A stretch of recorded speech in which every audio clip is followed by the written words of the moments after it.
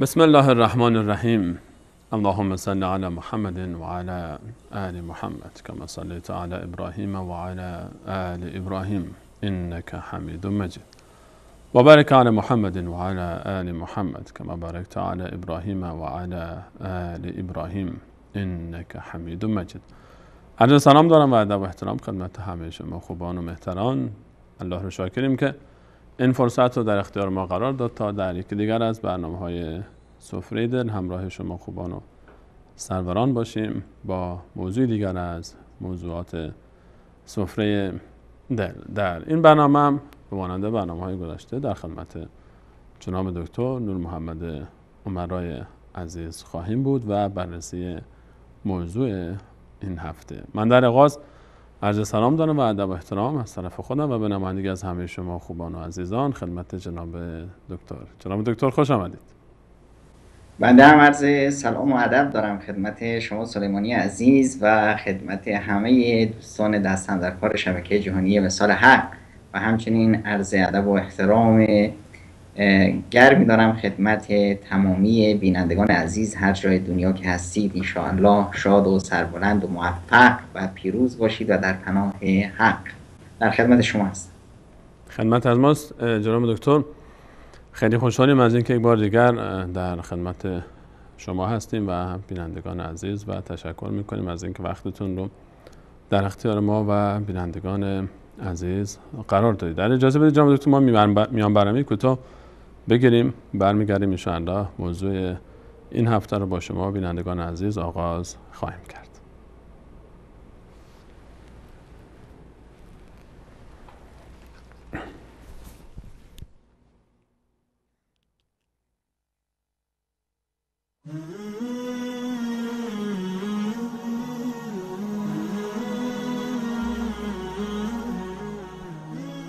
بنده احمد عزیز افغان از تورنتو از کانادا زنگ زدیم. من مریم هستم از فرانسه. امیر حسین هستم از بلژیک. من از شهر جرمنی گپ میزنم. من از سوئد زنگ میزنم، ایرانیم. من خواهر شما هستم از اروپا و شما زحمت دادم. سلام علیکم، بنده عباس هستم از انگلستان مزاحم حضورتون میشم. جناب آقای انصاری. من محمد هستم از لندن. یه فاطمه از آلت وارد آمد داریم. بله از هلند. نوررحمن هستم از اوکراین با تماس هستم. من رحیم هستم از ترکیه. فعلا در استرالیا در شهر سیدنی می باشم. من محمد از لبنان زنگ میزنم. من مادر محمد هستم از کردستان عراق. عبدالله هستم از آذربایجان. انا یوسف من لهواز. هاشمی هستم از ایران تماس میگیرم جناب انصاری. من بخیر هستم از دبی زنگ میزنم. ما از بحرین زنگ میزنم. مادرم محمود احمد. آقای انصاری از افغانستان مزاحم میشم. سلام هستم از تاجیکستان. من بلالم از کشور قزاقستان. محمد فاروقی از هندوستان. من حسین هستم از روسیه.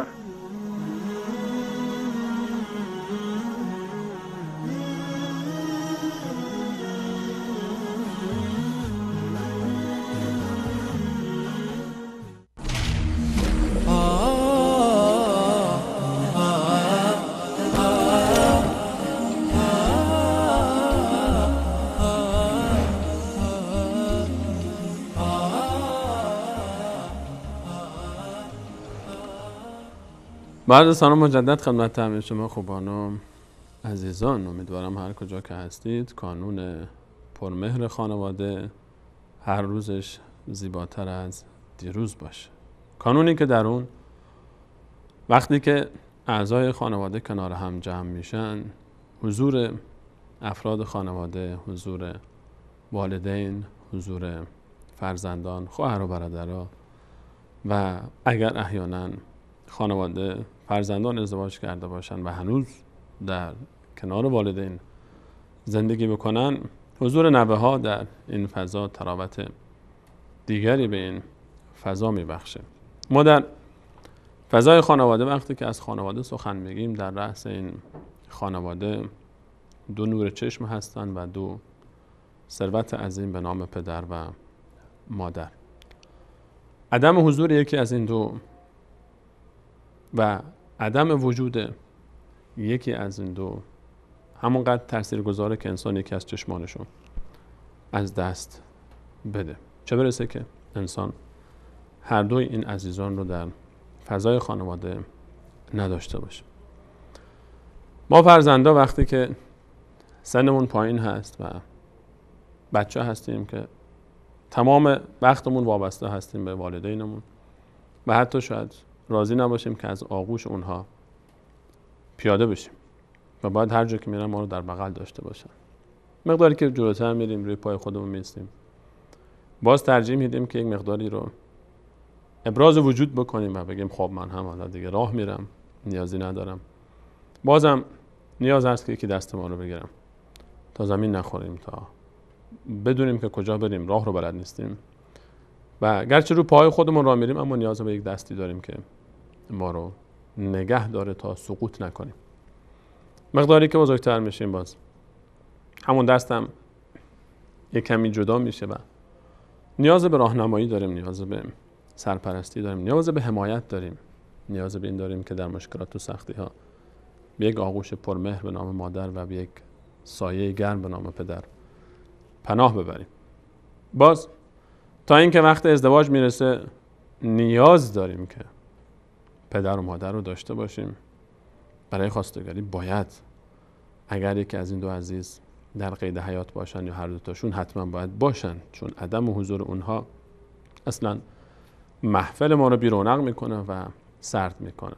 چه برسه به اهمیت حضور این عزیزان در مراسم ازدواج و اون لحظاتی که ما به عنوان زیباترین لحظات زندگی یک فرد در دنیا اون رو ما در زندگی دنیوی اون رو ما بیان میکنیم و به تصویر میکشیم. اما بعد از این ازدواج نحوه تعامل ما با پدر و مادر چگونه است؟ الان دختر خانمی، آقا پسری، تا اینجا رو پدر و مادر گفته و با افتخار به پدر و مادر و با نیاز و همراهی و همکاری پدر و مادر آمد تا رسید به خانه بخت. الان ازدواج کرده و پدر و مادر هم دیگه پا به سن گذاشتن و پیرتر شدن، به تعبیری به سنی رسیدن که ما به اونها میگیم سالمند شدن دیگه. الان حضور اینها در فضای داخل خانه و فضای پسری که ازدواج کرده و خانه پسری که ازدواج کرده یا دختری که به خانه بخت رفته چگونه است؟ نحوه بعض پوزش نحوه تعامل ما با این عزیزان باید چگونه باشه؟ چیکار باید بکنیم؟ پدر مادر بعد از ازدواج چه نقشی در زندگی ما دارن و فرزندان چه وظیفه‌ای در قبال پدر مادر دارن و چگونه باید با این عزیزان تعامل داشته باشن؟ امروز میخوایم در برنامه به همراه شما عزیزان با این موضوع مقداری مشغول بشیم و صحبت بکنیم که وظیفه ما درباره سالمندان چیست. موضوعی رو جناب دکتر انتخاب کردن به عنوان میهمانی در میهمانی سالمندان. ما برای پوزش در میهمانی این عزیزان چه کار باید بکنیم و آیا اصلا همچین تعبیری مناسب هست یا اصلا قبل از اون وقتی که میگیم سالمندان کی مراد هست؟ پدر و مادر؟ آیا اصلا منصفانه است که همچین تعبیری رو ما برای پدر و مادر استفاده بکنیم؟ جواب این سوال رو از جناب دکتر به عنوان سوال اول این برنامه خواهیم شنید. جناب دکتر، موضوع برنامه و آغاز سخن شما.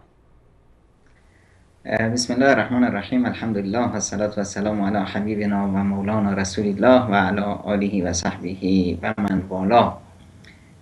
حقیقتش تعبیر به اصطلاح میهمانی سالمندان واقعا تعبیر زیبایی است که خلاصه ماجرا رو بر ما میرسونه که واقعا اون بینشی که در بعضی از اذهان هست که میگن که بابا پدر مادرن دیگه، حالا عمری ازشون گذشته، پدر بزرگ مادر بزرگند یا عمه است یا عموست، به هر حال بزرگ سالانی که الان در خانه ما زندگی میکنن آیا واقعا ما میهمون اونا هستیم یا اونا میهمون ما هستن؟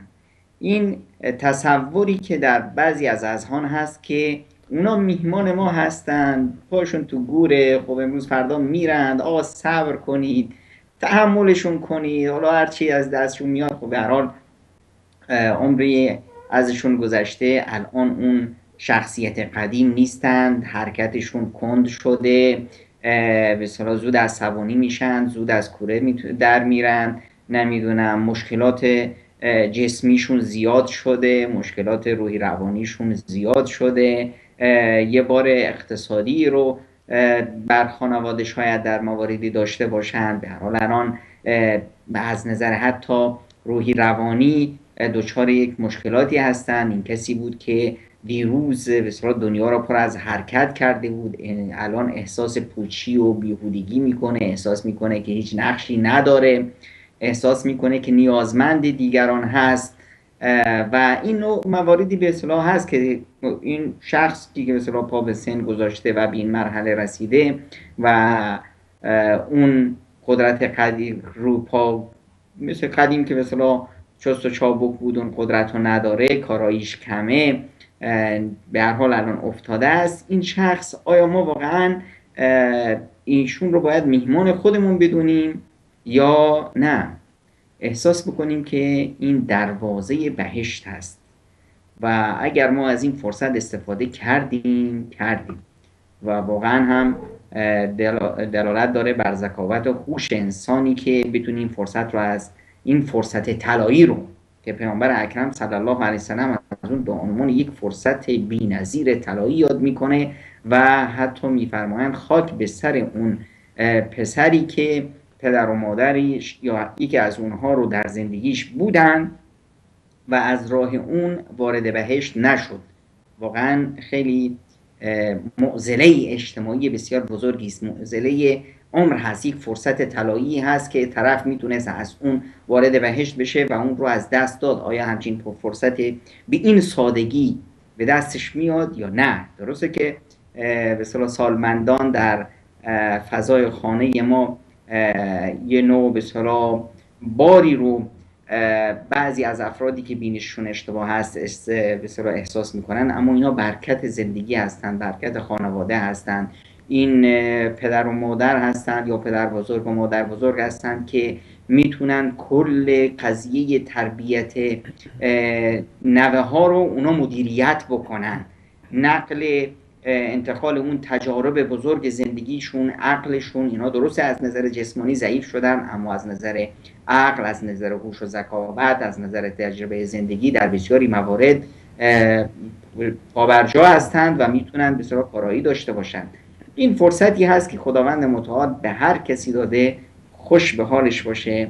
اگر در خونه شما بزرگسالی هست، حالا این بزرگسال چه پدر باشه، چه مادر باشه، پدر بزرگ باشه، مادر بزرگ باشه، عمه باشه، عمو باشه، دایی باشه، همسایه باشه، هر پیری و به اصطلاح به قول برادران افغانیمون هر کمپیری، این تعبیر خیلی زیباتر از تعبیر به اصطلاح پیرمرد یا سالمند، هر کمپیری که در فضای خانواده شما هست، این برکت زندگی هست، این یه فرصت طلایی است که هرگز و هرگز نباید این فرصت رو ضایع کرد. حالا جناب دکتر، ما برخورد ما نسبت به موضوعی که شما اشاره فرمودید، بحث حضور سالمندان و والدینی که به هر حال سنی از اونها گذشته در فضای خانه، این رو ما باید با یک دیدی به عنوان یک رسم و یک عرف باش برخورد بکنیم یا نه؟ به عنوان یک وظیفه شرعی هست، به عنوان یک وظیفه دینی هست. ما خیلی وقتا در بعضی از جوامع این رسم هست، به هر حال مثلا پدر و مادر همیشه با برادر بزرگتر زندگی میکنن یا مثلا خونه داماد بزرگتر میرن. این رو ما به عنوان یک رسم باید بپذیریم یا به عنوان یک وظیفه دینی باید باش نگاه بکنیم و تعامل داشته باشیم؟ به نظر من این قبل از اینکه یک رسم و به صورت برحال در جوامع ما به عنوان یک رسم و فرهنگی هست و این چیز خوبی هست و به عنوان یک به اصطلاح وظیفه دینی و عبادت هم یه چیز خوبی هست، اما قبل از این و قبل از اون هم ما به عنوان یک نیاز باید به اونها نگاه کنیم، به عنوان نه اینکه اونها به ما نیاز دارن، به هیچ عنوان. نیاز اونها به ما به مراتب کمتر است از نیاز ما به اونها. اونها در حوزه رفتن ما به بهشت هستند، فرصت طلایی هست. اگر پدر و مادری در محیط خونه هستند که 25-6 تا برادر خواهر هستند، اون برادر یا خواهری که تونست اونها رو به چنگ بیاره از بین دیگر برادراشون در خونه خودش اونها رو جا بده و به اونها رسیدگی کنه یا در کنار اونها باشه، اون خوشبخت‌ترین و موفق‌ترین و باهوشترین و عاقل‌ترین همه این برادر خواهرهاست بدون شک. یک کسی هست که به هر حال دروازه بهشت رو در اختیار خودش گذاشته. حالا دیگران میخوان از این دروازه چگونه داخل بشن با تمنا و ناز و کرشمه، اون مسئله دیگه است، اما این شخص تونسته این دروازه رو در اختیار خودش داشته باشه. میتونه خودش، خانوادهش، فرزندانش، کل مسیر زندگیش رو از اینجا جهت دهی کنه. نحوه برخورد اون با بزرگسالان در واقع تربیتی هست برای فرزندان و حفاظت امنیت خودش. در واقع یک پدر مادر یا بزرگسال در محیط خانواده دقیقاً همون نیازهایی رو دارن که کودکان در اون محیط دارند، یعنی نیاز به رعایت و احساس به امنیت به اونا رسیدگی بشه و در این حال احساس به امنیت کامل داشته باشن. و یه موردی هست که خیلی وقتا از ذهنها و از تصورات به دور میمونه و اون اینی که ما باید این رو احساس کنیم که ما این که به اونها نیاز داریم، نه این که اونها به ما نیاز دارن. ببینید در این مورد خداوند متعال یک تصویر بسیار بسیار عجیبی رو مطرح کرده که اون تصویر قابل نقاش هم نیست. آقا به اصطلاح بگیر و بستان اون اصلا وجود نداره. حکم خداوند متعال یه وقتی هست که خداوند متعال یه سفارشی میکنه. خب مثلا در همین مسئله پدر و مادر، چون که قضیه پدر مادر یا بزرگسال خب در همه جوامع بشری هست، بین مسلمان ها هم بزرگسال هست، بین غیر از مسلمان ها هم بزرگسال هست. این خداوند متعال همه انسانیت رو توصیه میکنه و وصینا الانسان به والدیه حملته امه وهنا علی وهن. آیا انسان ها همه شما رو توصیه میکنیم، سفارش میکنیم که به مادرتون برسید، حالا خودتون یه مقداری وفا داشته باشید، یه مقداری انسانیت داشته باشید، یادتون نره که این مادر مثلا برای شما چه رنجهایی رو تحمل کرد، شما رو این همه در شکمش تحمل کرد و بعد بزرگ کرد و فلان و این حرفا. یک نوع وارسی یک تاریخی هست از زحمت‌های که شما به اونا برسید. این برای عموم بشریت هست، های مسلمون غیر مسلمون همه این رو بسیار بشنوید و بهش عمل کنید، پیام الهی است. اما در مورد مسلمون ها نه. آقایون مسلمون، حالا پدر و مادر شما به اصطلاح چه در حق شما کردند یا نکردند، مادر شما رو به اصطلاح تو رحم خودش بزرگ کرد یا نمیدونم تو آزمایشگاه اومدید، به هر حال مادر هست. حکم الهی و قضا ربک الا تعبدوا الا ایاه، یک حکم الهی است، قضاوت الهی است که غیر از خدا هیچ کس رو پرستش نکنید و بالوالدین احسانا، و به پدر و مادرتون نیکی کنید. خیلی زیباست وقتی که ما در آیات قرآن کریم میبینیم 5 بار خداوند متعال کلمه احسان رو در 5 آیه مرتب در این مسئله پدر مادر بهش اشاره میکنه. یعنی چی؟ یعنی انگار که خداوند متعال به ما بگه که آهای بنی آدم، تصور کن پدر و مادرت یک موجود فرابشری هستند، غیر از تمام کائنات، غیر از همه بشریت هستند. پدر به اصطلاح همسر برات مهم است، خواهر و برادر برات مهم است، به هر حال یه خواهر از دست دادی، خواهر دیگه داری، برادر از دست دادی، فردا مادرت برات برادر دیگه میاره، همسرت رو از دست دادی، میتونی 4 تا همسر دیگه هم بگیری. اما پدر چیزی هست که به اصطلاح عوض نخواهد شد، مادر هم یه فرصتی هست که از دست رفت. خب آقا وقتی که این فرصت به شما داده شد، فاما یبلغن عندک الکبر احدهما او کلاهما، اگر این فرصت پیشت اومد که یکی از اینها پا به سن گذاشت یا هر دوتاشون بودن، فلا تقل لهما اف، خداوند متعال میفرمایند که به اونها حتی اف نگو. اف یعنی چی؟ اف یه افی هست که ما تو زبونمون میاریم وقتی که پدری یا مادری از ما چیزی خواست، حرفی زد، درخواستی شد، امری کرد، ما انجام میدیم، سرپا به اصطلاح به اصطلاح سرکشی نمی کنیم و نمیگیم نه بله چشم حرف شماست، اما وقتی که همین کار رو انجام میدیم یه جوری انجام میدیم میگیم که چشم حالا که شما میگید باشه همین کار رو میکنم، دلم نیست، این یعنی اوف گفتم، یعنی من در آن نافرمانی خداوند کردم. یه موردی هست که نه حتی اوف رو نمیگیم، یعنی پدر یا مادر چیزی از ما میگه میخواد ما نمیخوایم این کار رو بکنیم اما میگیم که باشه چشم حرف شما، بعد بلند میشیم میریم دنبال این کار، این شد اوف.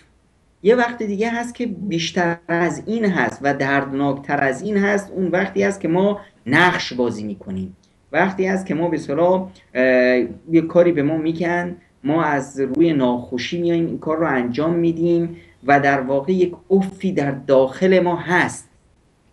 همینی که احساس میکنیم که به اصطلاح پدرم زیاد به اصطلاح وقت ما رو میگیره، زیاد حرف میزنه، مادرم نمیدونم طلبات و درخواستاش زیاد شده، هی این حرف رو میگه، این رو به اون نمیگم، به همسرم نمیگم، به هیچ که نمیگم، تو دلم میارم. این یه اف هست. این شخص کسی هست که عاق پدر و مادرش هست. چه باید این به اون درجه از رشد برسیم که وقتی که حرفی رو به ما میزنند با عشق و علاقه این کارو بکنیم، وقتی که از ما درخواستی میکنند با عشق و علاقه از این کار رو بکنیم. یعنی چی؟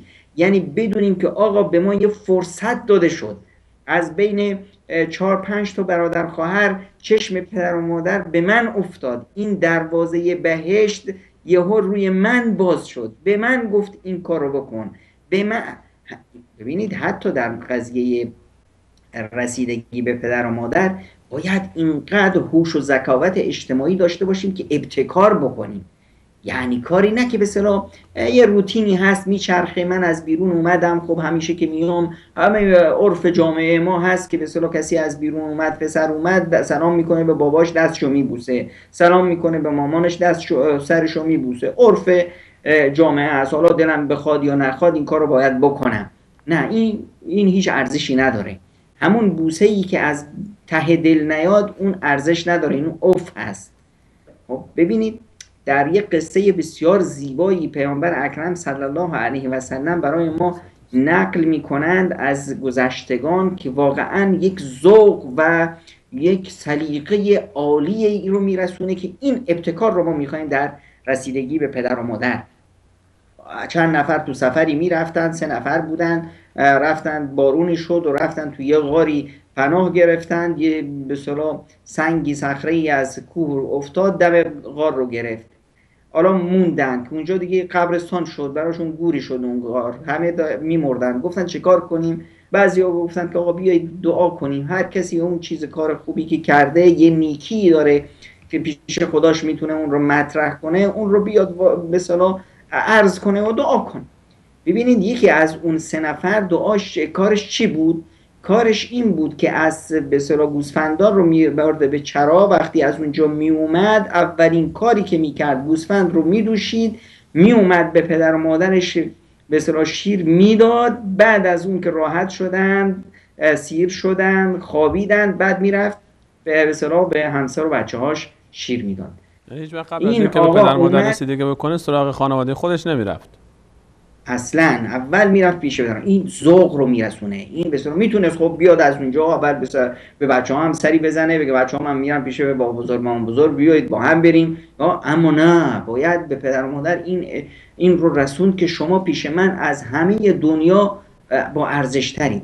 ببینید این طرف اومد، میتونست خب بیاد اول هم به صورت شیر بدوشه، بیاد بده به پدر و مادرش، در عین حال بگه خب بابا ماما شما بفرمایید نوش جان بفرمایید، من میرم شیر میدوشم به بچه‌ها هم برسونم که اونا هم گرسنه نشونه. اما نه، این کارو هم نمیکرد که به پدر و مادر برسونه که نه، شما از پیش من به صورت از بچه‌هام، از همسرم، از همه دنیا با ارزش ترید. اومد یه روز دید که اونا دیر کرده بود، به اصطلاح پدر مادر خسته شدن، خوابیدن. همون شیر رو گرفت تو دستش، وایساد اونجا تا پدر و مادر بیدار شدن، اونا رو شیر داد. بعد از اینکه راحت شد که اونا سیر شدن، راحت شدن، بعد رفت سراغ بچه‌هاش. این رو میگن یک ذوق، یک ابتکار. یعنی به این صورت به اونها رسوندن.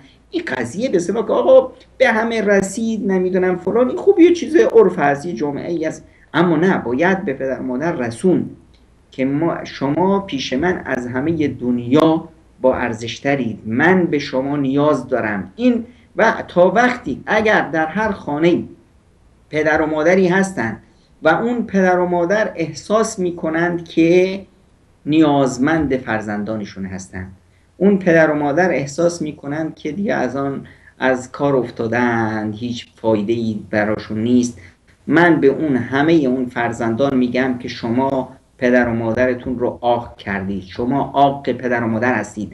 عاق این نیست که پدر بیاد تو روزنامه بگه که آقا من فلانی فرزندم رو عاق کردم، از ارث محرومند. نه، همین که پدر و مادر احساس کنند که پوچند، هیچ بسیار نقشی تو زندگی ندارن، نیازمند شما هستند، این یعنی اینی که شما عاق هستید. یعنی اینی که پیامبر اکرم صلی الله علیه و سلم میفرمایند که هیچ بر فرزند عاقی وارد بهشت نمیشه. پس در قضیه رسیدن به پدر مادر باید یک مسائلی هست که خب یک مسائل اتیکت اجتماعی هست که اون رو باید مراعات کنیم. یه مسائل دیگه هست که به هر حال عرف و جامعه و به اصطلاح ظاهر دستورات دینی به ما املا میکنه. یه مسائلی هست که اون مسائل روحی روانی و به اصطلاح احساسات اون پدر و مادر هست. شما بیاید از بیرون دست پدر و مادر رو جلوی مردم هم ببوسید، قربونتون برم، الهی فداتون بشم، اما این از ته دل بر نیاد، تو ته دل اونا و پدر و مادر به هر حال شما رو بزرگ کردن، دیگه رو نتونن تشخیص بدن که اون حرفی که از دهن شما در میاد این از دل یا از زبان. این دیگه بسیار شما باید خیلی پرت باشید که احساس کنید که اونا اینقدر شعور ندارن یا اینقدر درک ندارن. و قضیه به اصطلاح رسیدگی به سالمندان و پدر و مادر به خصوص، این رو میشه اسمش رو گذاشت یک معجزه اجتماعی اسلام، یه چیزی که به اصطلاح خارج از تصور همه عقلیت‌های بشر و عقل بشر بود. ببینید آمریکایی‌ها اومدن گفتن که آقا باید به سالمندان رسیدگی کرد و نیاز جامعه هست و فلان هست و پیرمردها و پیرزنها زیاد شدن تو جامعه. عقلشون کی به این مسئله قد داد؟ در سال 1945. بریتانیا اومدن در سال 1956 عقلشون قد داد که آقا باید به این سالخورده‌ها رسیدگی کرد و براشون یه خانه سال. حالا عقلشون هم وقتی که قد داد به این رسید که آقا بیاید براشون خانه سالمندان درست کنیم. ایران و بعضیا گفتن که نه آقا اینا رو بیاید بکشیم که مرگ راحتی اسمش رو گذاشتن، مرگ راحت که راحت بشن برن. خب ببینید این حماقت عقل بشری هست و خداوند متعال هر جایی که قرار هست یا به اصطلاح قرآن میدونست که به عقل بشر اون رو به گمراهی میکشونه، براش قانون گذاری کرد.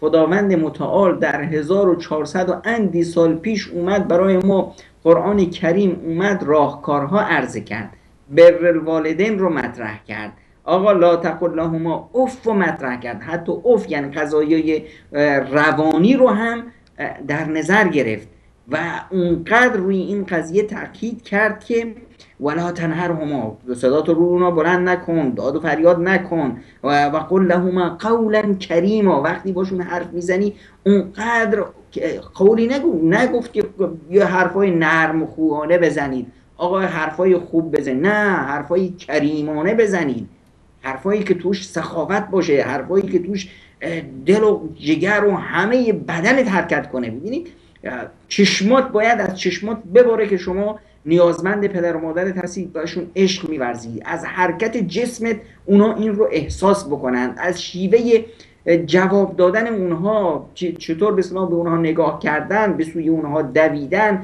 وقتی به تلفن میکنن فوراً تلفن رو برداشتن، که به اصطلاح با عشق با اونها حرف زدن. این رو باید به اصطلاح با روح و روان و حرکت و جسم و جان به همش باید به اونها برسونی. و اخفض لهما جناح الذل من الرحمه، از رحمت و شفقت اونقدر پیش اونها بیفتی انگار که به اصطلاح یه بال پر یک به اصطلاح گنجشکی که زیر آب افتاده چطور خودش رو به اصطلاح ذلیل و خوار رو نمیدونم مثل یه برده در مقابل اونها باشی و قل رب ارحمهما کما ربیانی صغیرا. نه تنها این رابطه شما با پدر و مادر این کافی نیست، در عین حال رابطه خودت رو با خدات درست کن و از خدات همیشه خوبی بخوا برای پدر و مادرت. ببینید یه چیز خارج از تصور به اصطلاح بشر، هنوز بشر به این مرحله از عقل و درایت نرسیده که بیاد این مسائل رو اصلا بفهمه و حلاجیش بکنه. اون روزه که به اصطلاح قرآن کریم این مسائل رو برای ما اینطور روشن میکرد. آقای سلیمانی یه وقتی هست که من اصلا انسان میمونه چی بگه.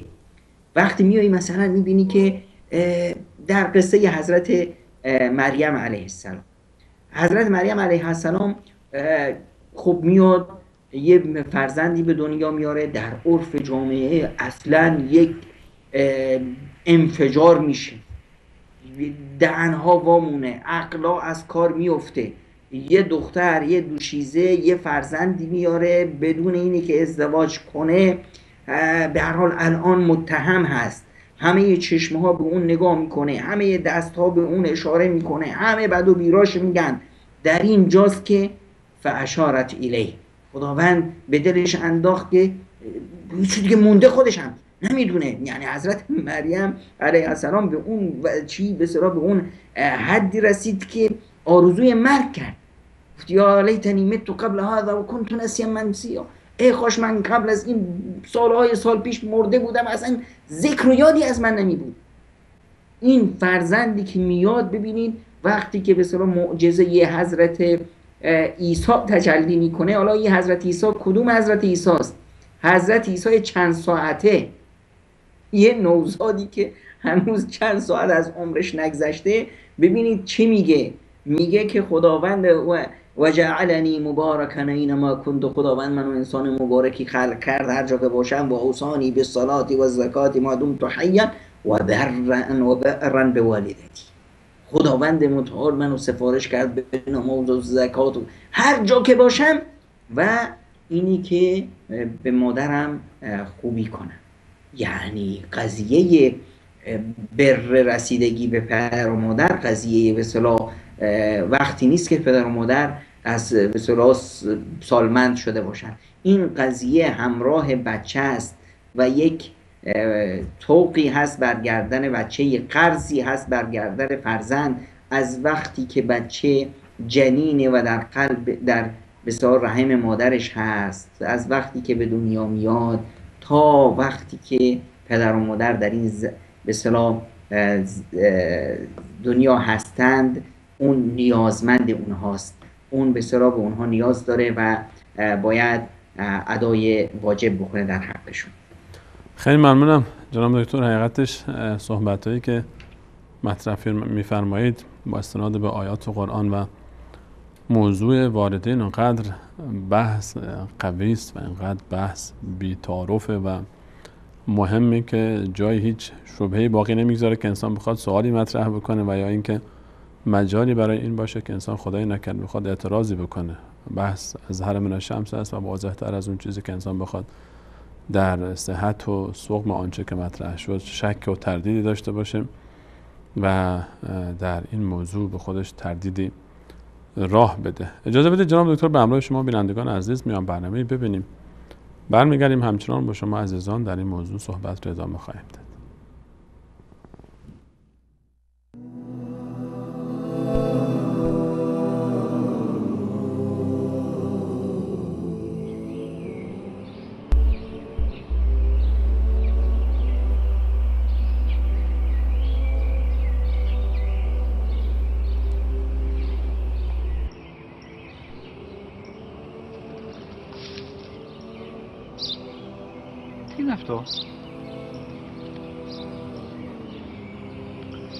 That's breathing.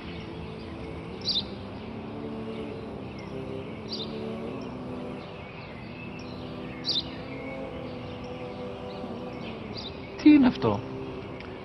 Μόλις τώρα στο πατέρα, σπουργεί την είναι.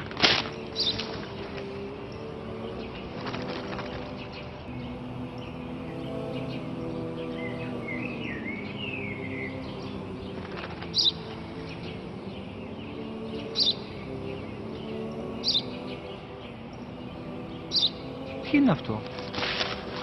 Ένα σπουργίτη είναι, πατέρα. Ένα σπουργίτη.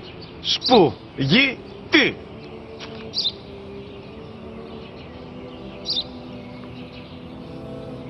Τι είναι αυτό? Γιατί το κάνεις αυτό το πράγμα, μπορείς να μου πεις? Τόσες φορές σου είπα, είναι ένα σπουργίτη. Δεν το καταλαβαίνεις. Πού πας?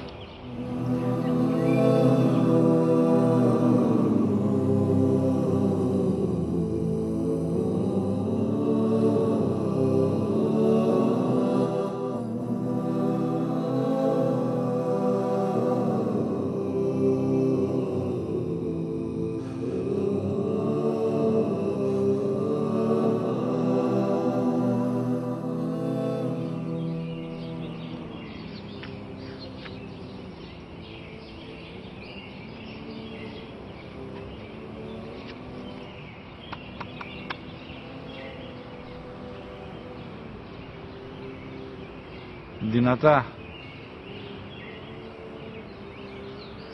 Σήμερα ο μικρός μου γιος που πριν λίγες μέρες έκλεισε τα 3 καθόταν μαζί μου έξω στο πάρκο όταν ένα σπουργίτη ήρθε και κάθισε απέναντί μας. Ο γιος μου με ρώτησε 21 φορές τι ήταν αυτό και το απάντησα και τις 21 φορές ότι ήταν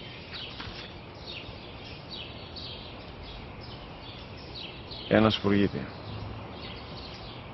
Τον αγκάλιασα τρυφερά και τις 21 φορές που μου έκανε την ίδια ερώτηση, ξανά και ξανά, χωρίς να εκνευριστώ, νιώθοντας στοργή για το αθώο μου αγοράκι.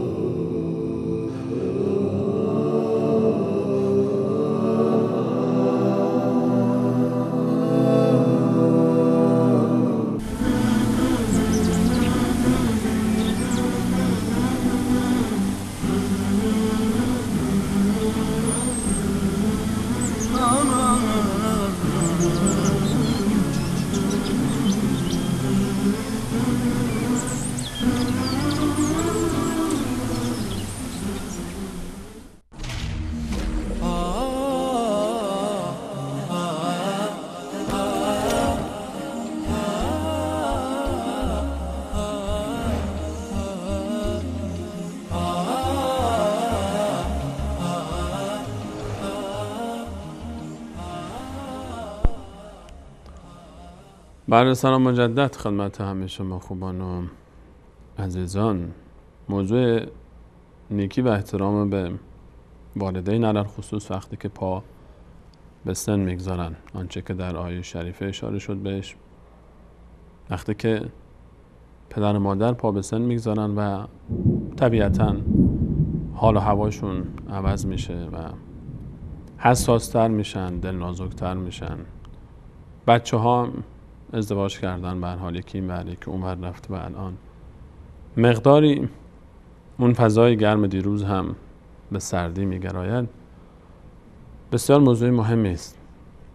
قدر پدر و مادر رو کسانی میدونن که از دست دادند و اون کسانی که هنوز پدر و مادرشون در قید حیاتن شاید اون قدر پدر و مادرشون رو نمیدونن به اندازه اون عزیزانی که پدر و مادر رو از دست دادن یا یکی از اونها رو، و آرزو میکنن که کاش پدر یا مادر یا هر دو زنده می بودن که حق خدمت رو نسبت به اونها ادا بکنن. فرصت رو غنیمت بشماریم. عزیزانی که پدر و مادرتون هر دو تا زنده هستن یا حداقل یکی از این عزیزان در قید حیات است، فرصت رو غنیمت بشمارید. فرصت رو غنیمت بشمارید. باید خدمت کردن رو یاد بگیریم. بعد یاد بگیریم که نسبت به پدر و مادر بعد از الله تعالی در بسیاری از آیات، این جمله آیه‌ای که در میان برنامه هم پخش شد و جناب دکتران قبل از میان برنامه اشاره فرمودن، بعد از عبادت الله تعالی مستقیم بحث نیکی و احسان به والدین هست. چگونه خدمت کنیم، چگونه ابتکار به خرج بدیم به تعبیر جناب دکتر.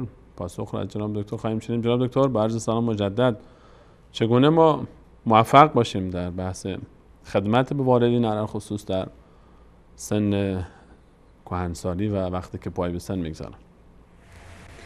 من در ابتدا از اتاق فرمان تشکر میکنم از این اختیار زیباشون برای این میان برنامه که واقعا رسا بود و پیام برنامه رو میرسوند و این من رو به یاد یک ماجرایی انداخت که بنده خدایی به هر حال خداوند متعال اون رو مورد آزمایش قرار داده بود و همت و توفیق هم داده بود. این واقعا توفیق هست از جانب خداوند متعال. وقتی که خداوند این فرصت رو به کسی میده، اولا فرصت این رو میده که پدر مادرش رو براش نگه میداره، بعد از اون توفیق میده که به اونها خدمت بکنه.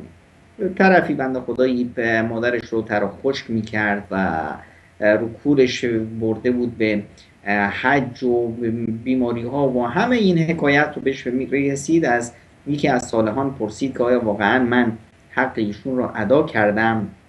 گفت نه، شما فرق شما و مادرتون در این بود که وقتی مادر شما رو تر و خشک میکرد، وقتی مادرت رو به اصطلاح تیمارداریت میکرد، به این امید و به این آرزو که تو بزرگ شی، جون بگیری و رو پای خودت وایسی، زنده و شاداب بشی، و در حالی که شما این کار رو میکنید به این امید یا حداقل همین در ذهنت هست که خب به هر حال زنده بمونه تا چند روزی بسا بیشتر بمونه در خدمتش باشم، چون که احساس میکنی که این در اصطلاح اون رو ودا میخوایی بکنی، تو میخوایی که اون به طرف مرگ میره در حالی که اون خدمت تو میکرد و تو به طرف زندگی گام مینهادی.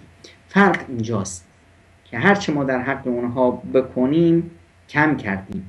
تنها باید یادمون باشه که اونها به اصطلاح رحمت‌های الهی هستند.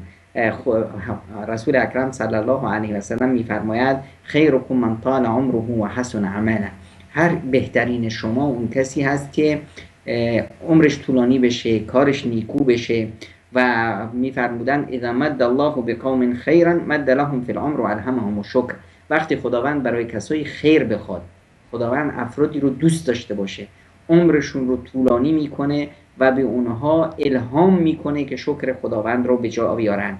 و در احادیث میاد که از سعادت و خوشبختی بنده این هست که خداوند عمرش رو طولانی کنه و به اون توبه به توفیق توبه بده و ارزانی کنه بهش که توبه به جا بیاره. و در حال این خیلی حرفه که به اصطلاح در بعضی از روایات اومده که خداوند متعال احادیث قدسی که در بعضی از آثار اومده اینه که پیری رو خداوند تشبیه میکنه به نور الهی و میفرمایند که پیری از نور من هست و من هیچ وقت نورم رو با نارم که آتش جهنم باشه عذاب نمی کنم.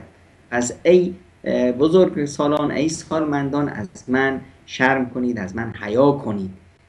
خیلی حرفه که خداوند متعال این افراد رو که به پای به سن گذاشتن اینا رو دوست داره که به اونا فرصت داده که به اصطلاح به خداوند نزدیک و نزدیکتر باشن. الان یکی از این دوستان الهی در بین ما هست. ما میایم ببینید استاد سلیمانی بعضی وقتا ما خیلی کج‌فهم میشیم، میریم آقا بریم شهر فلانی اونجا یکی از اولیاء الله هست، بریم ازش بخوایم که برای ما دعا کنه، بریم نمیدونم دیدنش رو ازش تبرک بکنیم، از این چیزا برای خودمون میبافیم، در حالی که اولیاء الله رو خداوند آورده تو خونه ما. این به اصطلاح سال خورده یکی از اولیاء الله هست. حالا مثلا شما به هر حال این ولی خدا هست، خداوند آزمایشش کرده به نوعی از عصبانیت، به نوعی از به اصطلاح بعضی از بیماری هایی که به اصطلاح در این سن دچار میشن افراد، نه تنها بیماری های جسمی، بیماری های روحی روانی، اکتئاب، نمیدونم عصبانی شدن، به هر حال انواع و اقسام بیماری هایی که به اصطلاح سالمندان به اونها دچار میشن، اینها به ما ربطی نداره. اینها فرصت به هر حال این شخص پیش ما هست و این فرصتی که ما به بهشت بریم دیگه. ما باید با همه اینها بسازیم، نه بسازیم و بسوزیم، نه خیر. ما نه به اصطلاح بگیم که آقا ما صبر میکنیم. صبر بر چی میکنی؟ اونه که باید صبر کنه و شما رو تحمل کنه. این فرصت شماست. وقتی که به اصطلاح پدر و مادری در اختیار داری، باید در رسیدگی به اون این رسم و رسومات رو به اصطلاح ازشون بگذری و ابتکارات بکنی. اینی که بهش هدیه بدی، اینی که به اصطلاح هدیه براش بخری که به دیگران هدیه بده. ببینید از پیامبر اکرم صلی الله علیه و سلم اشاره میکنن که رسیدگی به پدر و مادر نه تنها در زندگیشون هست، حتی بعد از وفاتشون هست. بعد از وفاتشون از رسیدگی به پدر و مادر، از بر اونها این هست که شما برید به دوستای اونها رسیدگی کنید. دوستای بابا، دوستای ماما، برید بهشون برسید، بهشون هدایا بدید، ازشون دلجویی کنید، به زیارتشون برید، احوالشون رو بپرسید. این از به اصطلاح رسیدگی به پدر و مادرتون هست. الان وقتی که وفات کردن، حالا وقتی که زنده ان هم همینطور که برایشون به صورت هدیه میگیری که بابا میری پیش فلانی همسایه‌مون دست خالی نرو، این به اصطلاح چیز به هدیه رو من گرفتم توی پاکتی میذارم، شما این رو ببر بهش بده از طرف خودت، بده خدا خوشحال بشه. به مادر همچنین، به مادر هدیه به اصطلاح میگیری، یه چیزی بهش میدی که به اصطلاح احساس کنه که بهش اهتمام میدی، احساس میکنه که به اصطلاح نیاز داری. مهمترین چیز این است که نباید بگذاری که اون احساس کنه سربار هست یا نیاز به شما داره. خب چیکار کنیم؟ یه ذوق و سلیقه به خرج بدیم. جناب دکتر این جمله رو یعنی چی که ما نگذاریم اونها احساس بکنن به ما نیاز دارن؟ طبیعتا شاید این احساس ایجاد بشه در وجود پدر مادری که پا به سن گذاشتن، در خانه پسرشون یا دخترشون نشستن الان. خب این احساس نیاز در وجود اونها به وجود میاد. اگر همچنین احساسی به وجود اومد، با عرض معذرت من میگم که این فرزندان ذوق و هوش و ذکاوت اجتماعیشون بسیار پایین هست. یعنی چی؟ یعنی چه کار باید بکنن؟ چه کار باید بکنن؟ باید همیشه بهشون احساس بدید که شما کوچیکی، فرزندشونی، اونا بزرگ شما هستن. مگه تو دیروز مادر نبود؟ در هر کوچیک بزرگ نمی اومدی ازش مشوره نمی گرفتی مادر این شکلاتو بخرم یا اون لیسکو بخرم؟ امروز هم همین کارو باید بکنید. خب در هر یک کاری میخواید بکنید، من میخوام برم تهران، یک کاری پیدا کردم فلان، خب کارو میخوای انجام بدی، برو با پدرت مشوره کن، با مادرت مشوره کن. اما خب وقتی هست که به اصطلاح همیشه ببینید خیلی وقتا فرزندان از پدر و مادر زیرکتر هم میشن، باهوشتر هم میشن و میدونن که به اصطلاح پدرش خب این به اصطلاح نمیتونه این رو هضم کنه که بچه‌اش از اینجا بره شهری دیگه یا بره این کارو بکنه یا این زمین رو بفروشه، اون دکان رو بخره یا این کارو بکنه، براش خوبه، مصلحتش این است. اگر میدونی که اون مصلحت شناس نیست، نمیتونه این رو بفهمه، این کارو نکن، باش مشوره نکن. اما وقتی که کاری رو انجام دادی بهش برسون که به اصطلاح من به خاطر شما این کارو کردم، میدونستم شما خوشحال میشید، موفقیت ها تو بیاد براش تعریف کن. بذار همیشه به اصطلاح وقتی میای به اصطلاح پیشش میشینی بذارش که حرف بزنه. همیشه به خصوص مردا همیشه خوششون میاد که حرف بزنن، بگن که به اصطلاح چه موفقیت هایی کردن، چه دستگلایی به آب دادن، چه به اصطلاح خوبی هایی کردن. همیشه میبینید که بزرگسالا خوششون میاد خاطرات تعریف کنن. خاطرات واسه چی تعریف میکنن؟ همیشه وقتی که به اصطلاح شخصی شروع میکنه از گذشتهش زیاد میگه، بدون که بفهم که تو به سن به اصطلاح پیر شده. وقتی هم که تعریف میکنه از خودش همچنین قهرمان میسازه. شما گوش کن، شاید این حرفات تکراری باشه، گوش کن، با لذت هم گوش کن. این نگاه نکن که حرف تکراری رو داره به شما میگه، نگاه کن که داری الان در یک عبادت هستی، عبادتی که بعد از عبادت خداوند متعال خداوند امر کرده، توصیه نکرده. و قضا ربک، فرمان الهی است، توش برو برگشت هم نیست، که به اصطلاح پدر و مادر رو بهش برسونی که نیاز به اونها داری. حرفاشون رو گوش کن، بیاد براشون تعریف کن که چیکار کردی چیکار نکردی، همه رو به خاطر اونا کردی چون که میدونستی اون خوشحال میشه. میدونستم مگه نه دیروز که میرفتی فوتبال یه گلی میزدی، میومدی همچین تعریف کنه بابا یه گل زدم، میدونستی که خوشحال میشه. امروز هم بیا دست گلایی که میدی بیا تعریف کن، دلشون رو بهشون برسون که نیازمند به اصطلاح اونها هستی. هر چیزو میخوای، کاری که میکنی به خاطر این میکنی که اونها اینطور به شما تربیتتون کردن، اینطور به شما یاد دادن، بابا یادت هست فلان سال این کارو کردی، این چیزو. من هم اینو از شما یاد گرفتم، دیروزم رفتم اون زمینه رو فروختم، اون دکانه رو خریدم، اون ماشینه رو این کار کردم، اون فلانو کردم، همه اینا رو از شما یاد گرفتم. ای قربونت برم، اگر شما این چیزا رو به من یاد نمیدادی امروز من چه کار میکردم؟ بچه فلانی بنده خدا نمیدونه چپ از راستش رو تشخیص بده، چون پدرش بهش نرسیده بود، بنده خدا رحمتش کنه. اما من از شما خیلی چیزا یاد گرفتم. مادرت همیشه این رو میرسونید که همیشه در هر چیزی بدون اونها نمیتونی زندگی کنی. اونها به اصطلاح اهرم اساسی زندگیت هستن. اینو بهشون میرسونی، با دل و عشق این رو بهشون به اصطلاح تفهیم میکنی. اون وقته که دیگه خب اونها احساس نمیکنن که پوچن، احساس نمیکنن که سربارن، احساس میکنن که نه. ببینید در بعضی از خانواده‌ها و در بعضی از فرهنگ‌ها در پاکستان چیزای بسیار زیبایی هست. در خانه‌ای که به اصطلاح یک سالمندی هست، اداره اقتصاد خانه رو تحویل اون میدن. مادر بزرگی که به بچه به اصطلاح که خب نون درآور خونه فرزند هست، فرزند حقوقشو میگیره، یه جزء بزرگی رو میذاره در اختیار مادره که صرف میکنه، مادره که به این میده، مادره که به بچه میگه برو فلان چیز بگی، عروسه که میاد میگه مادر ماست نیاز داریم، بچه رو بفرستم که ماست بخره، خب پول به بچه میده. احساس میکنه که همه چیز اونه، در حالی که در واقع هیچ به اصطلاح نقش عمده ای رو نداره، اما این احساس رو بهش میدن. این خیلی این ذوق و سلیقه و هوش و ذکاوت رو میرسونه که ما به اونها برسونیم که ما نیازمندشون. در واقع هم همینطوری هست. اینها اولیاء الله هستن، اینها برکت خانه هستن. چه وقت میفهمیم که جاشون خالیه، چه وقت میفهمیم که چقدر باعث برکت و رونق زندگی بودن وقتی از دستشون میدیم. وقتی که رخت سفر میبندن و میرن، اون وقتی که دیگه خب وقتیه که به اصطلاح پشیمانی هم فایده‌ای نداره.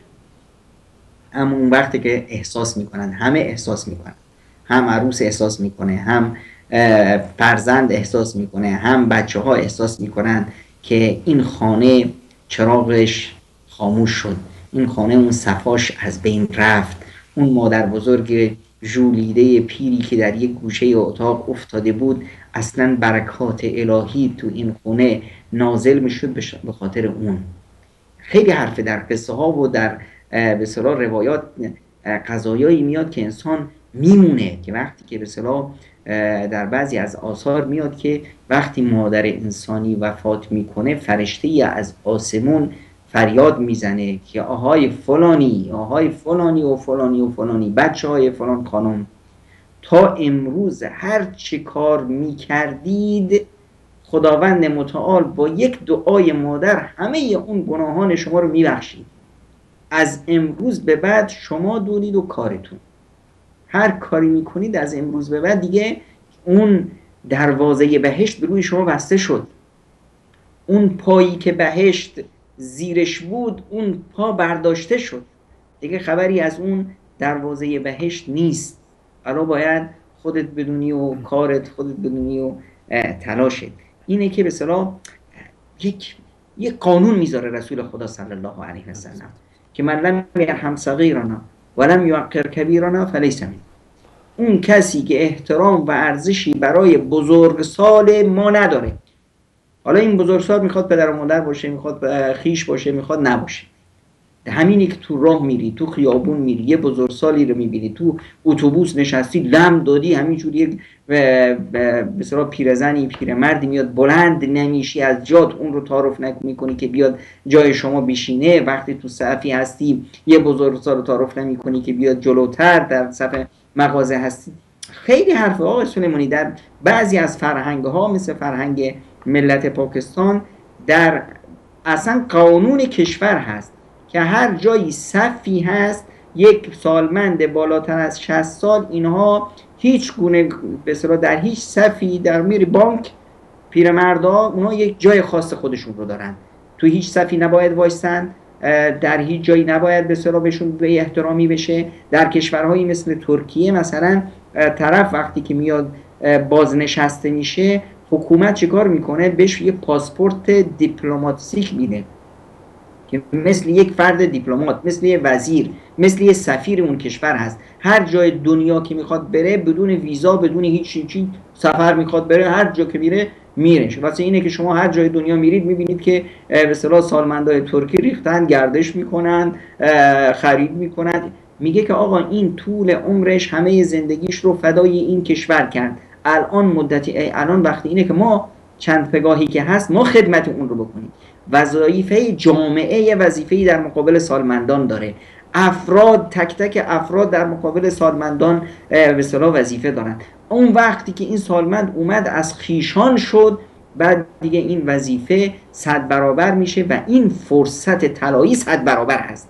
دیگه هیچ کسی نمیتونه بیاد به پدر مادر من، به پدر بزرگ مادر من، مادر بزرگ من اون خدمت رو بکنه و از راه اونا به بهشت بره. اون فرصتی که من دارم دیگه همسایه نداره، دیگه افراد دیگه جامعه ندارن. اون فرصتی که ما در قبال همه سالمندان جامعه داریم خیلی الانه که میاد به اصطلاح آقایون میان حرف از خانه سالمندان میزنند و این حرفا به خاطر چی؟ گم و گور کردن سالمندان از جامعه. ای که آقا اینا سربار جامعه هم، اینا رو بندازید تو یک آشغالدانی تو اونجا بگیرن بمیرن. در حالی که در طول تاریخ اسلام ما اصلا اوقاف داشتیم. اوقافی بود به نام برای سالمندان. در فلسطین اوقاف خاصی بود برای سالمندان. وقف مکناس در مغرب عربی مشهور است، تا امروز هم مشهور است. اینا مراکزی بود که برای سالمندان در خانواده هاشون، در محیط خانواده، در کمال احترام و عزت و آبرو که هستن، حکومت یا این اوقاف میرفت به اونها خدمت میرسون. یعنی به اون خانواده ای که توش چند تا سالمند هستن به جامعه میرفت خدمات میرسون، لباس زمستانی براشون میرسون، لباس تابستانی میرسون، کمک خرجی ماهیانه میرسون که آقا شما دارید به اصطلاح یک عزیزیه که 60 سال عمرش، 80 سال عمرش، 70 سال عمرش رو برای این جامعه خدمت کرده. الان شما خانواده این فرصت به شما داده شده که به اینا خدمت کنید. ما جامعه رو از این فرصت محروم نسازید. لطف کنید این هدیه رو هم از طرف ما پذیرا باشید. این به اصطلاح دید یک جامعه هست، یک جامعه اسلامی و یک خانواده، یک مسلمون، یک نمیدونم کشور اسلامی باید اینطور با سالمندان و با بزرگان، با کسایی که به اصطلاح عمری رو فدای خدمت به جامعه کردن، با اونها اینطور باید برخورد.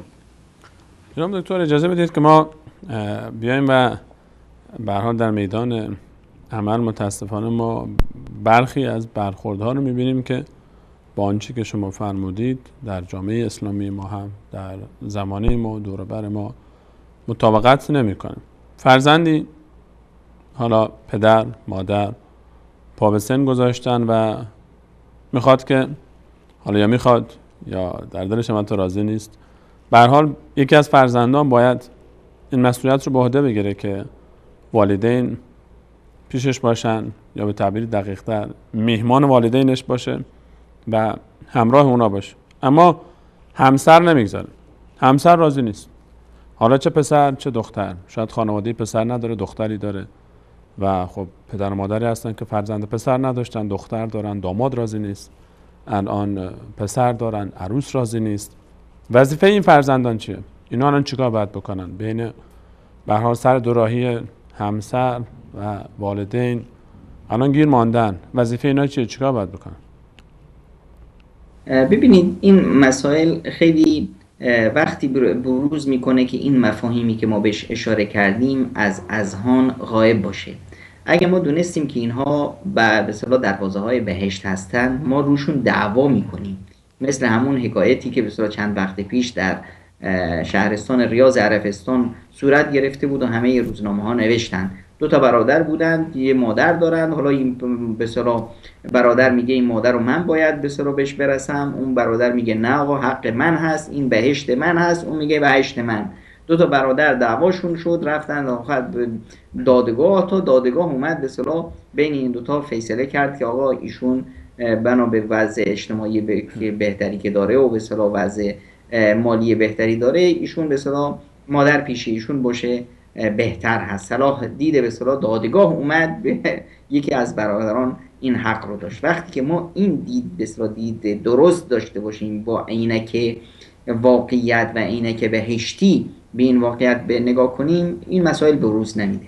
اما خب در مواردی که هست، ببینید وظیفه فرزند هست که به پدر مادرش رسیدگی کنه، به خصوص پسرها.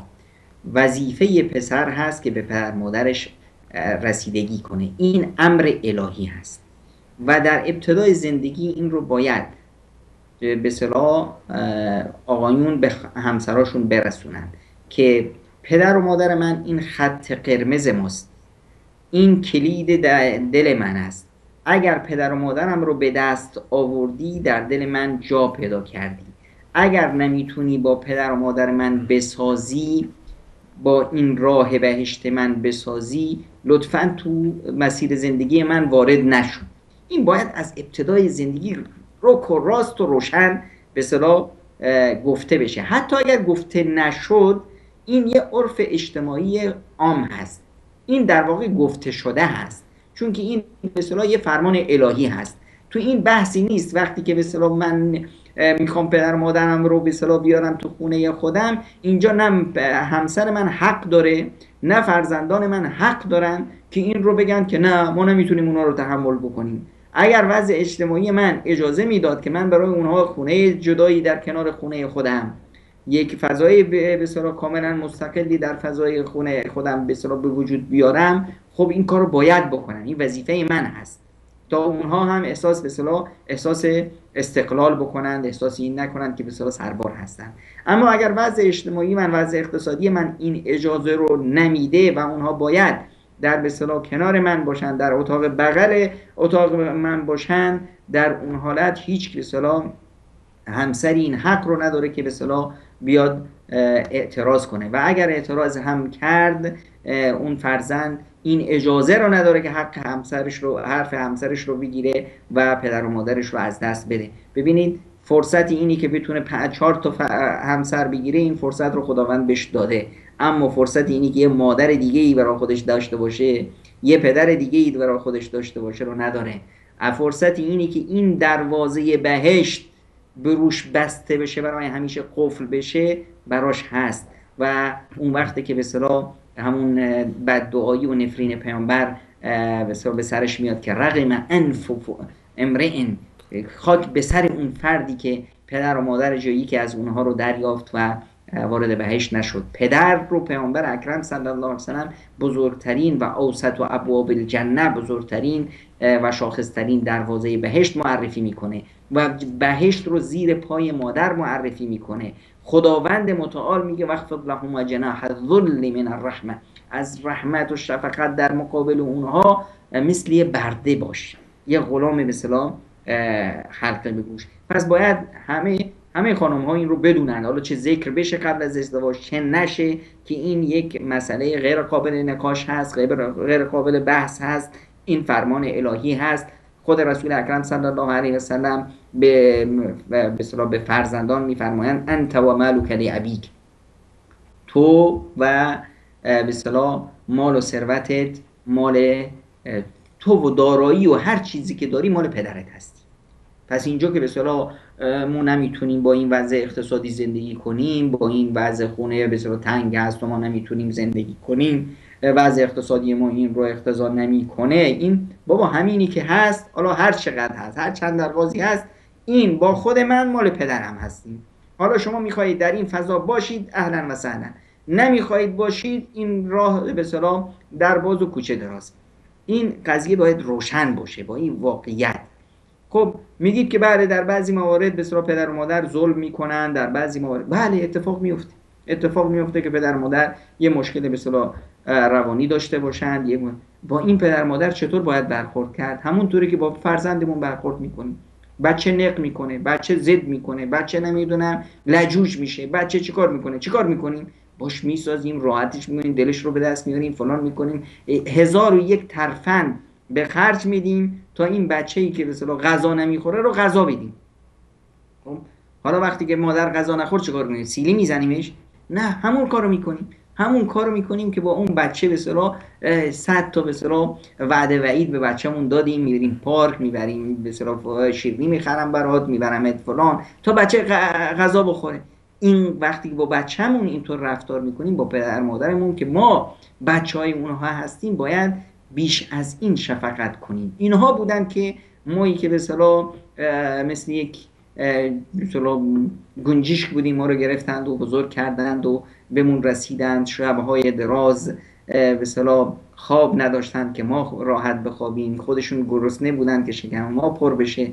همه اینها رو باید به اصطلاح در ذهن داشته باشیم. خب چطور با خانواده بسازیم؟ خانواده هم حق و حقوقی دارن، اما ببینید من میخوام اینو یک تشبیه به اصطلاح بکنم که این برای همه واضح بشه. ببینید ما امر الهی هست که 5 وقت نماز بخونیم. خب ما نماز میخونیم 5 وقت بخونیم. نیاز زندگی هست که ما کار هم بکنیم. خب کار هم میکنیم. کارمون رو چطور به اصطلاح تنظیم میکنیم؟ من آقا دکاندار هستم، نمازم رو اول میرم میخونم سر صبحی، صبح بعد از نماز میرم به اصطلاح دکانمو باز میکنم، جارو میکنم، تمیز میکنم، فلان میکنم تا وقت نماز ظهر بعد میام نمازم رو میخونم، بعد میرم مثلا دنبال کارم، بعد عصرش رو میام. یعنی کارم رو بر حسب نمازم ترتیب میدم. حالا ما بیاییم پدر و مادر رو نماز قرار بدیم، خانواده رو، زن و بچه رو، دیگه مسائل رو کار قرار بدیم. کارمون رو بر حسب نیاز رضایت پدر و مادرمون ترتیب بدیم، نه اینکه پدر و مادرمون رو بر حسب کارمون. ما نمیاییم نماز رو بر حسب کارمون به اصطلاح ترتیب نمیدیم. آقا کارم از ساعت فلان تا فلان هست، پس 5 وقت نماز رو من 1 وقت میخونم.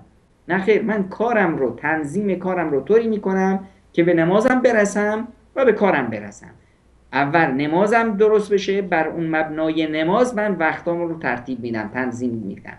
همینطور زندگیم رو باید همینطور مدیریت بکنم. اول پدر و مادرم، بعد از اون به اصطلاح خانواده هام رو هم بهش برسم. اگر میدونم که به اصطلاح اول از سر کار بیام سری به پدر و مادرم میزنم، دلجویی اونها میکنم، بعد از اونها اجازه میگیرم، میام به اصطلاح پیش زن و بچم و به این صورت به اصطلاح زندگیم رو اگر ترتیب بدم، اون وقتی که دیگه من واقعا آدم زرنگی هستم و میدونم که به اصطلاح چی به چیه و چطور به اصطلاح زندگیم رو بچرخونم و خدام رو راضی کنم و این دروازه های بزرگ بهشت رو از دست ندم. خیلی ممنونم جناب دکتر. اجازه بدید به همراه شما بینندگان عزیز میان برنامه میبینیم، برمیگردیم همچنان در خدمت شما خوبان خواهیم بود با ادامه محتوا.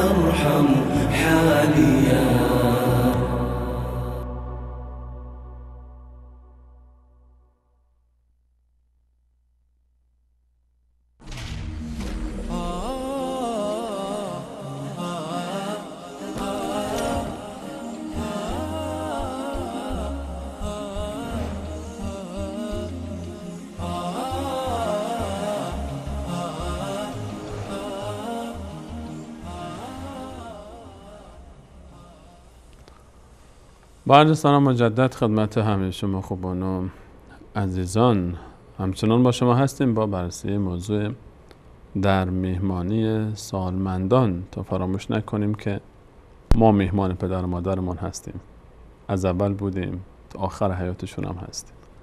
ولو اینکه خانه‌ای که بعد از ازدواج گرفتیم به نام ماست، اما تمام وجود و زندگی ما فدای پدر و مادر ما باید باشه و مال اون هست. و اگر ظاهراً اونها در خانه ما هستن، در حقیقت ماییم که هنوز در محضر پدر و مادرمون میهمانیم. زن گرفتیم، شوهر کردیم، هر کسی که دختری پسری ازدواج هم کرد، باز هم خونه به نامش باشه، ولو کاخی هم که باشه، باز هم نباید فراموش کنه که خانه مال پدرشه، خانه مال مادرشه و این هنوز میهمانه پدر و مادرش.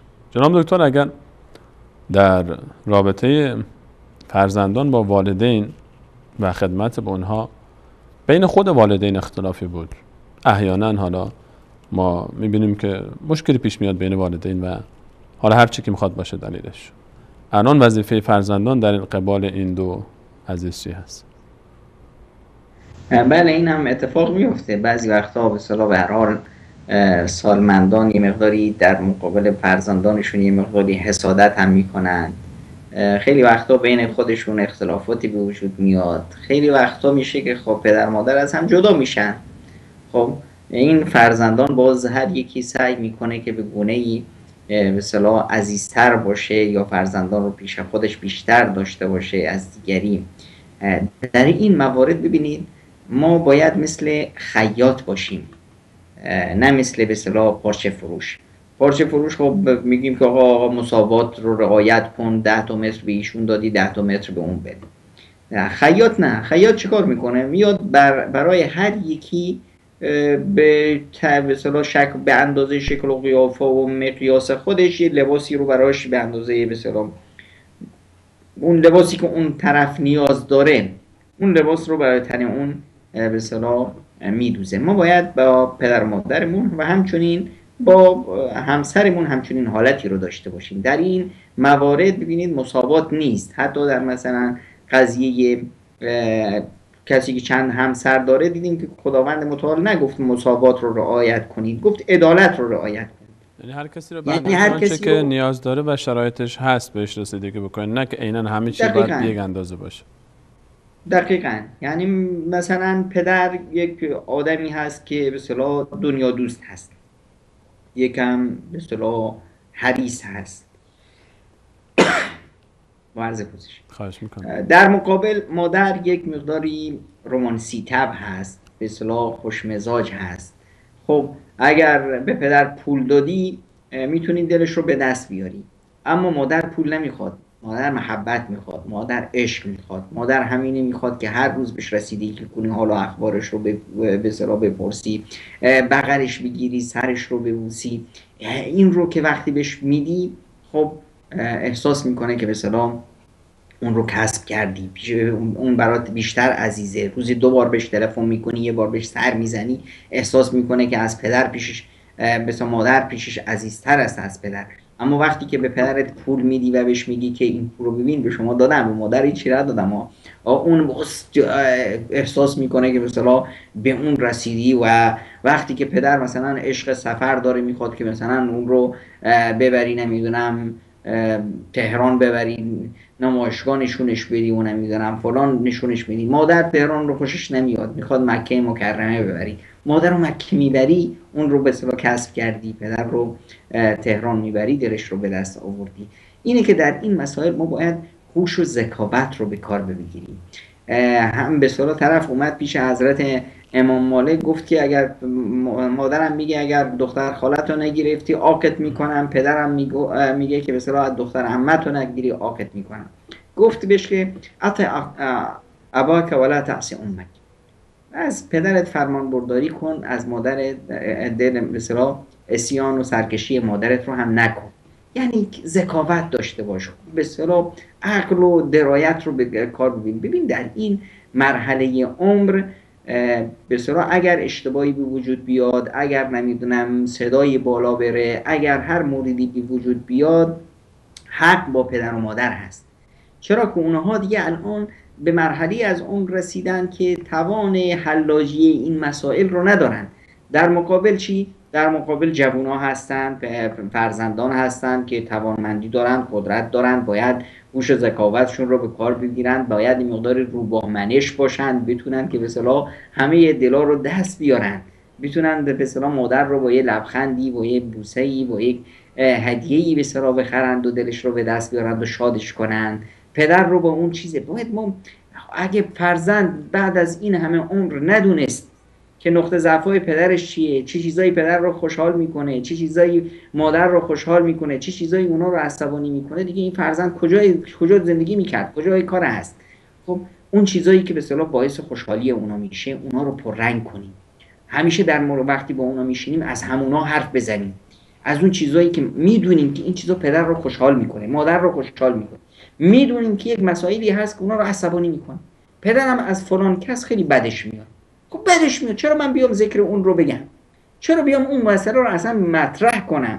فلان یارو اومد یه وقتی با بابام دعوا شد، نمیدونم فلان باغش رو زور گرفت، حالا حق با اون بنده خدا بود، پدرم هم به اصطلاح اشتباه میکرد، اما تا الان پدرم به اصطلاح به این باور که حق با اون بود، چرا من این مثلا این به اصطلاح فایل رو برم از آرشیو بردارم بیام بازش کنم؟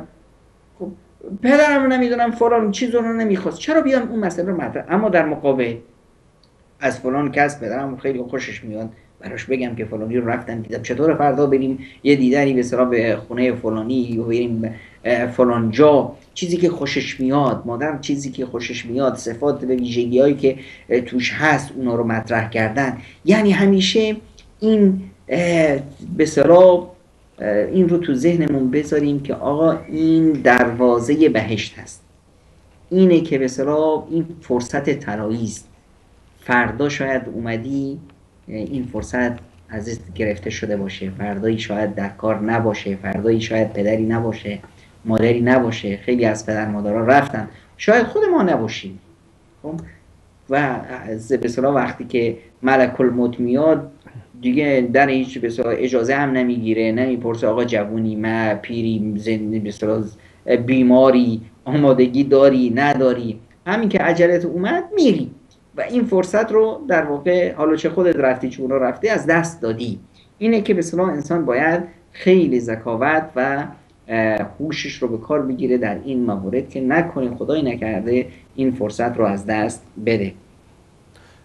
تشکر میکنم جناب دکتر از صحبت زیبای شما. اگه اجازه بدید ما حدود 5 دقیقه باقی مانده از برنامه رو اختصاص بدیم به سوالی که بیننده عزیزی از افغانستان فرستادن، محمد زاید جان. درباره برنامه امشب سوال داشتن که والدین چند حق بر فرزندان دارن و فرزندان چند حق بر والدین خودشون دارن. درباره حقوق والدین بر فرزندان و فرزندان بر والدین اگر در چند دقیقه باقی مانده مختصرا بفرمایید برای محمد زاید جان.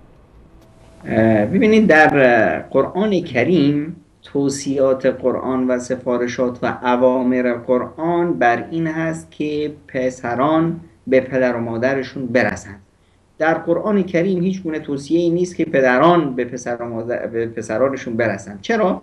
چون که خداوند متعال جبلتاً، فطرت انسانی، خداوند متعال محبت و عشق فرزندان رو در قلب‌های پدر و مادر گذاشته و پدر و مادر در قبال فرزندانشون خب وظیفهشون از ابتدای ازدواج شروع میشه که به اصطلاح حق فرزندان، نحوه اختیار مادر، کسی که میخواد مادر فرزندانم باشه این حق فرزندانم هست که من انتخابش کنم، کسی که میخواد پدر فرزندانم باشه این حق بچه‌ها هست که من این رو در به اصطلاح نظر داشته باشم وقتی ازدواج میکنم. بعد از اون وقتی که به اصطلاح بچه پیدا میشه حقش هست که بچه قرآن بشنوه، دین بشنوه، نام نیکویی براش انتخاب بشه، تربیت درست بشه. اینا همه حق فرزند هست که پدر و مادر باید اون رو ادا کنن. و به اصطلاح فرزندان در به اصطلاح پدر و مادر حقی که بر فرزند دارن دیگه این بعد از توحید الهی، بعد از عبادت خداوند متعال، بزرگترین عبادتی که فرزند انجام میده همون رسیدگی به پدر و مادرش هست در طول زندگیشون و این حق از همون ابتدای به زندگی که به اصطلاح بچه شعور پیدا میکنه و بچه به اصطلاح تربیت میشه، در ابتدای کاری تربیت میشه و یاد میگیره که چطور احترام پدر مادر رو داشته باشه، چطور به اونا خدمت کنه. از اون وقتی که بچه مکلف میشه این حق شروع میشه تا روزی که خود بچه وفات میکنه این حق پدر مادر برش هست، نه تا روزی که پدر و مادر وفات میکنن. روزی که پدر و مادر وفات کردن جزئی از حقها رو به صورت بچه ادا میکنه. حتی بعد از مرگ پدر و مادر بچه موظف هست برای اونها دعا کنه و صله رحمشون رو به جا بیاره، دوستای اونها رو بهشون رسیدگی کنه، به خویشایی که پدر و مادر سبب خویشاوندی اونها هستند، به خواهرها، برادرها، نمیدونم خویشاوندا که همه به اصطلاح برمیگرده به پدر و مادر، به اونها رسیدگی کنه، به دوستای پدر و مادر، یعنی کاری بکنه که هر کسی اون رو دید بگه که فلانی خدا رحمت کنه با پدرش رو، خدا پدر بیامرز، به اصطلاح واقعا زحمت کشیده این و به اصطلاح مادر واقعا این مادر بوده که این رو تربیت کرده. تا وقتی که این طرف میاد وفات میکنه حق پدر و مادر همچنان بر دوش اون هست. خیلی ممنونم جناب دکتر. ما حدود 3 دقیقه تا پایان برنامه فرصت داریم و دوست دارم که در 2 دقیقه جمع آوری بکنیم مطلب رو و آنچه که احساس میکنید نیاز هست بازم گفته بشه. ببینید ما در یک فرمول الهی همه این موضوع رو خلاصه میکنیم و اون اینه که خداوند متعال اگر میخوایی زندگی سعادتمند و خوشبختی داشته باشی، یک فرمول رو خداوند متعال برای ما گذاشته.